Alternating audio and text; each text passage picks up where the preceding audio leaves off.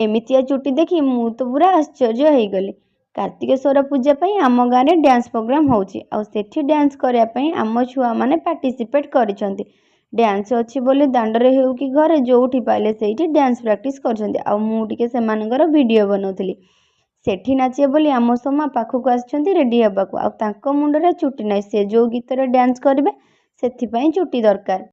सेथिपई से ऑनलाइन रू गोटे चुटी मगेइछंती। पुओ पिला माने ड्रामा कला बेले एमितिया चुटी लगे नाचिबार देखिथिली किंतु हातरे धरिकी केबे देखि नथिली। प्रथम थर पई एमितिया चुटी हातरे धरी देखिली।